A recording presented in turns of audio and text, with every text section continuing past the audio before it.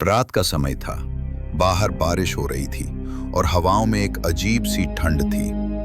गांव के सबसे अमीर आदमी विश्वनाथ शर्मा अपने आलीशान घर में आराम से बैठे थे, लेकिन उनके कमरे का माहौल बदलने लगा। दीवारों पर लगी घड़ी ने अचानक 12:17 सुबह पर चलना बंद कर दिया। कमरे की हवा भारी हो गई, मानो कोई अदृश्य चीज कमरे में आ गई हो। विश्वनाथ के सीने में अचानक तेज दर्द उठा। उन्होंने सांस लेने की कोशिश की, पर उनका शरीर जवाब दे गया। धीरे धीरे उनकी आंखें ऊपर की तरफ पलटने लगी और फिर सब शांत। शरीर जमीन पर गिर गया, लेकिन उसी क्षण विश्वनाथ ने खुद को जमीन पर पड़ा हुआ देखा। वो चौंक गए। उन्होंने उठना चाहा, लेकिन उनका हाथ देह को छू भी नहीं पा रहा था। उनकी आवाज बाहर नहीं आ रही थी, बस एक ठंडी हवा उनके आसपास घूम रही थी। कमरे के एक कोने में अंधेरा और घना होने लगा, मानो वो कोना किसी और दुनिया का दरवाजा बन गया हो। अंधेरे के बीच से दो विशाल परछाइयां निकलती हैं, कद में लंबे, काले, आंखें अंगारों जैसी लाल, हाथों में काले नीले प्रकाश से बना एक रज्जू। दोनों एक साथ बोलते हैं, विश्वनाथ। उनकी आवाज किसी पहाड़ की गूंज जैसी। चलो, तुम्हारा समय पूरा हुआ। विश्वनाथ घबराते हैं। तुम कौन हो? मुझे छोड़ दो, मैं नहीं चलूंगा। यमदूतों ने कहा, जिसको तुम मृत्यु समझ रहे हो वो तो केवल एक द्वार है। अब तुम्हारी यात्रा शुरू हो रही है। उनमें से एक यमदूत पास आता है और रज्जू से विश्वनाथ की आत्मा को बांध देता है। जैसे ही रज्जू छूती है, विश्वनाथ का पूरा जीवन उनकी आंखों में घूम जाता है। मां को अपमानित करना, लालच, धोखा, गरीबों पर अत्याचार, झूठ से धोखा देकर कमाया पैसा, हर दृश्य बिजली की तरह चमकता है। यमदूत दोनों उसे लेकर छत के ऊपर उठने लगते हैं। छत मानो धुएं की तरह पिघल जाती है। बाहर का आसमान बिल्कुल काला, जहां सितारे नहीं, बस अजीब नीली लपटें घूम रही हैं। ये जगह क्या है? विश्वनाथ कांपते हुए पूछते हैं। यमदूत, ये आकाश नहीं, यमलोक की ओर जाने वाला मार्ग है। नीचे शहर छोटा होता जाता है, फिर गायब, जैसे किसी किताब के पन्ने पलट दिए हों। अचानक एक लंबी काली सुरंग दिखती है। सुरंग से चीखें, अजीब आवाजें और निराशा की गंध आती है। यमदूत उसे उस सुरंग में घसीटते हैं। अंदर जाते ही विश्वनाथ के पैरों को जैसे आग लगने लगती है। सुरंग की दीवारों पर लाखों हाथों के निशान, जैसे कोई बाहर निकलने की कोशिश कर रहा हो। ये कौन है? यमदूत, नई आत्माएं, जिन्हें अभी न्याय मिला नहीं। विश्वनाथ चीख उठता है। सुरंग खत्म होती है। अचानक एक विशाल सभागार खुलता है। सफेद प्रकाश, ऊंचे स्तंभ और बीच में एक बड़ा सिंहासन। वहां बैठा है चित्रगुप्त। उनके हाथ में एक ताड़पत्र की किताब, जिसमें प्रत्येक आत्मा का कर्म लिखा है। चित्रगुप्त धीरे से कहते हैं, आओ विश्वनाथ, तुम्हारी प्रतीक्षा थी। उनकी आवाज शांत थी, लेकिन उसमें एक ऐसी गंभीरता थी जो आत्मा को चीर दे। वे किताब खोलते हैं। तुम्हारे अच्छे कर्म सिर्फ 2 पन्ने, तुम्हारे पाप 17 पन्ने। विश्वनाथ रोने लगते हैं। मैं बदल जाऊंगा, मुझे एक मौका दो। चित्रगुप्त, मृत्यु सबको मौका देती है। जीवन मौके देने का स्थान है, और तुमने जीवन को खिलौना समझ लिया। चित्रगुप्त उठते हैं और दूर खड़े यमदूतों को संकेत देते हैं, उसे वहां ले जाओ जहां उसके कर्मों का मूल्य तय है। एक विशाल काला दरवाजा खुलता है। उसके भीतर से आग की लपटें और चीखें उठती हैं। ये कौन सी जगह है? विश्वनाथ कांपते हैं। यमदूत, रौरव नरक, उनके लिए जो गरीबों को परेशान करते हैं, दूसरों का हक मारते हैं और अहंकार को धर्म समझते हैं। विश्वनाथ चिल्लाते हैं, मुझे बचा लो, मुझे माफ कर दो। यमदूत शांत आवाज में कहते हैं, कर्म माफी नहीं देता, कर्म भुगतान करवाता है। और वो आत्मा उस अग्नि के द्वार में खींच ली जाती है। उसकी चीखें हर दिशा में गूंजती हैं। जीवन छोटा है, कर्म लंबे हैं और मृत्यु हमेशा पास। जो हम बीज बोते हैं वही फल बनकर हमारे सामने खड़े होते हैं। ये कहानी विश्वनाथ की नहीं, हर उस इंसान की है जो सोचता है कि गलतियां छिप जाएंगी, लेकिन कर्म कभी नहीं भूलता। द्वार खुलते ही आग की लपटें लाल नहीं बल्कि नीली थी। नीली आग जो दिखती शांत है पर जलाती सबसे ज्यादा है। जैसे ही विश्वनाथ उस द्वार के अंदर गिरा, नीचे जमीन नहीं थी बल्कि अधबुझी राख और अंगारों का सागर था। उसकी आत्मा उस आग पर गिरती है और तुरंत चिल्ला उठती है, स्क्रीमिंग, आह! ये आग, ये मुझे जला क्यों रही है? मैं तो आत्मा हूं। अचानक कहीं से एक गंभीर आवाज आती है, ये आग शरीर को नहीं, पाप को जलाती है। विश्वनाथ मुड़कर देखता है।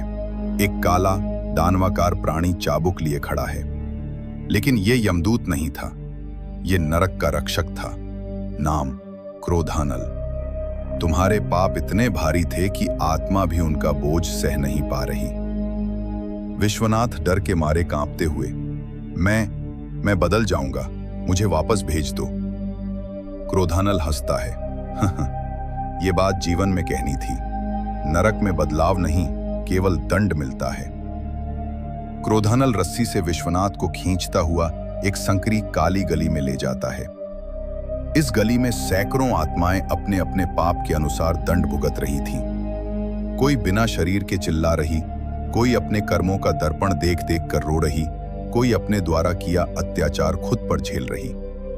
गली की दीवारों पर लाल लाल आंखें हर आत्मा को देख रही थीं। विश्वनाथ की आत्मा कांप जाती है।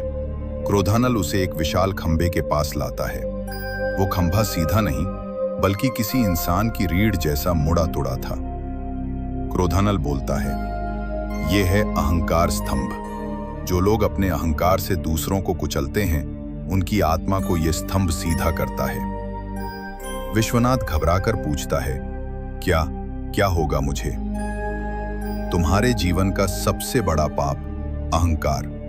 तुमने गरीबों को अपमानित किया, उनकी आंखों में आंसू देखकर गर्व महसूस किया। अब तुम्हारी आत्मा वही अनुभव करेगी।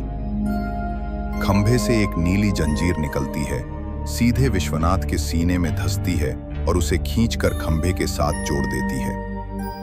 विश्वनाथ की आत्मा में दर्द इतना तेज उठता है कि वो चीखते चीखते बेहोश हो जाता है। लेकिन नरक में बेहोशी होती नहीं, चीखें गूंजती रहती हैं। तभी नीले धुएं के बीच चित्रगुप्त की आवाज गूंजती है, विश्वनाथ, ये तो शुरुआत है। अहंकार का दंड केवल एक दिन का है। अगला दंड दया विहीनता का, जो तुमने अपने माता पिता को दिया था। विश्वनाथ की आंखों से आंसू बहते हैं। वो रोकर विनती करता है, मैंने गलती की, मुझे एक मौका दो, मुझे माफ कर दो। चित्रगुप्त कहते हैं, माफी जीवन में मिलती है, नरक में नहीं। उनकी आवाज में दुख अधिक है, क्रोध नहीं। पास की आत्माएं विश्वनाथ को देखती हैं। एक बूढ़ी आत्मा धीरे कहती है, जब समय था तब तुमने किसी की नहीं सुनी, अब तुम्हारी चीखें कोई नहीं सुनेगा। एक और आत्मा चिल्लाती है, हम सब इसी तरह आए थे, पर यहां से निकलना किसी के बस की बात नहीं। विश्वनाथ घुटने टेक कर रोने लगता है, भगवान मुझे माफ करो, मुझे जीवन याद आ रहा है, काश मैंने अपने कर्म बदल दिए होते। उसके रोने की आवाज पूरा नरक हिला देती है। नरक में रात नहीं होती, लेकिन अंधकार का समय होता है। ये समय सबसे भयानक। इस समय आत्माओं के पाप जिंदा हो जाते हैं। विश्वनाथ अपने आसपास कई परछाइयों को देखता है। हर परछाई उसका एक पाप है। लालच, धोखा, माता पिता को निकालना, गरीबों का मजाक उड़ाना, दान न करना, अपमान, छल, झूठ, व्यापार। हर परछाई उसकी ओर बढ़ती है। कुछ उसे पकड़ती हैं, कुछ उसके कान में फुसफुसाती हैं। हम तू ही है, हम तेरे ही कर्म हैं। विश्वनाथ चीखता है, नहीं, ये मैं नहीं हूं। लेकिन आवाज आती है, कर्म से भाग नहीं सकते। जैसे जैसे परछाइयां पास आती हैं, अचानक नरक की जमीन कांपने लगती है। क्रोधानल दहाड़ता है, शांत रहो, कोई महान आत्मा नरक में आ रही है। और दूर गुफा के प्रवेश द्वार पर एक तेज सफेद प्रकाश दिखाई देता है। विश्वनाथ पहली बार डर में आशा देखता है। कौन कौन आ रहा है? यमदूत धीरे धीरे कहते हैं, जिसके निर्णय से नरक भी कांपता है। प्रकाश और तेज हो जाता है। आवाज आती है, विश्वनाथ। और कहानी यहीं रुकती है। पूरा रौरव नरक हिल रहा था। नीली लपटें भी शांत हो गईं, जैसे किसी महान शक्ति के सामने अग्नि ने भी सिर झुका दिया हो। क्रोधानल घुटनों पर गिर जाता है। यमदूतों की लाल आंखें पहली बार डर में झुक जाती हैं। गुफा के द्वार से एक तेज सफेद प्रकाश धीरे धीरे अंदर आता है। विश्वनाथ अपनी आंखें बंद कर लेता है। प्रकाश इतना तीव्र था कि आत्मा भी जल सकती थी। और उस प्रकाश के भीतर से एक आकृति बाहर निकलती है। लंबे वस्त्र, तेजस्वी ज्योति का मुकुट और आंखों में करुणा तथा न्याय का संतुलन। वो कोई साधारण आत्मा नहीं थी। नरक की हवा फुसफुसाती है, धर्मराज। हां, धर्मराज यम स्वयं आए थे। यम नरक के बीच खड़े होते और उनके कदमों से जमीन पिघलती नहीं बल्कि शांत हो जाती है। उनकी उपस्थिति से सभी दुष्ट छायाएं गायब हो जाती हैं। चिल्लाती आत्माएं भी शांत। धर्मराज की आवाज सागर की गहराई जैसी और आकाश की गूंज जैसी। विश्वनाथ। विश्वनाथ कांपता हुआ घुटनों पर गिर जाता है। भगवान, मुझे माफ कर दीजिए, मुझसे गलती हुई। यम कहते हैं, गलतियां सब करते हैं, लेकिन तुमने उसे अहंकार बना लिया।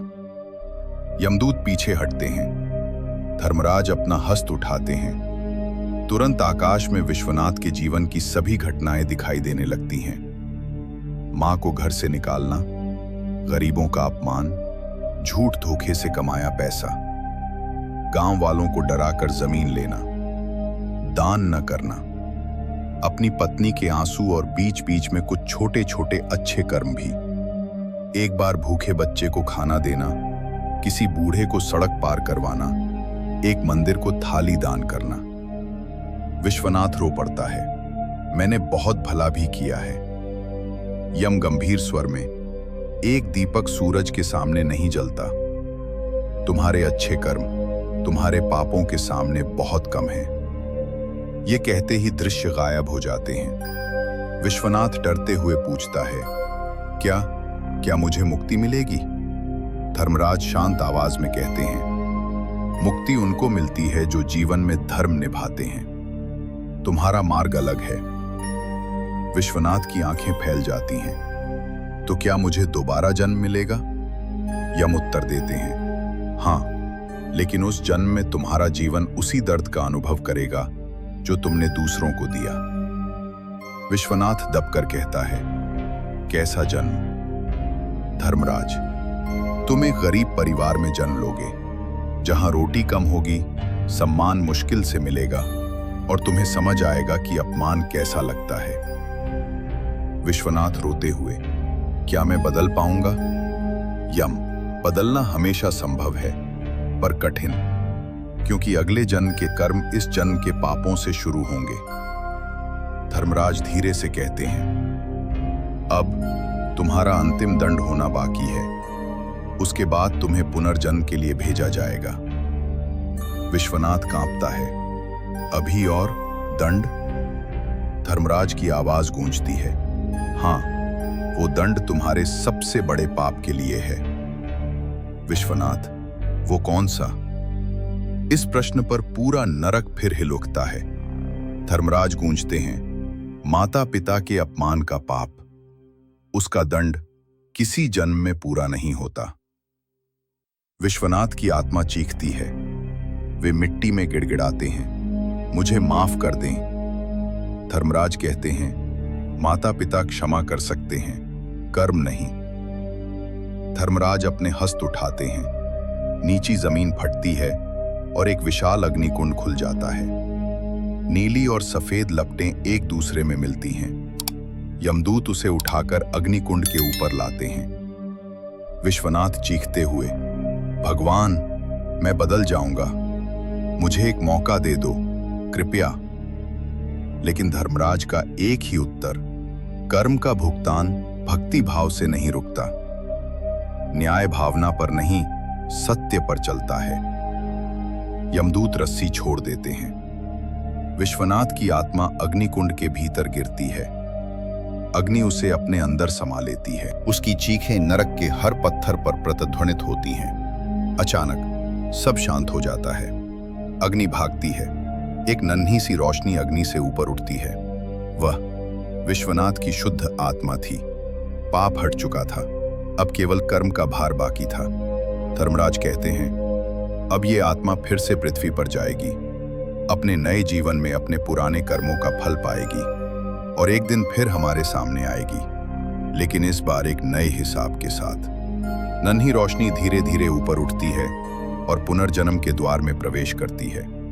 जीवन छोटा है, कर्म अनंत हैं। जो बोओगे वही पाओगे। माता पिता, गरीब, भूखे, इनका अपमान सिर्फ जीवन में नहीं, आत्मा में भी निशान छोड़ जाता है। विश्वनाथ की कहानी एक याद दिलाती है, सांसें सीमित हैं, पर कर्म हमेशा साथ जाते हैं।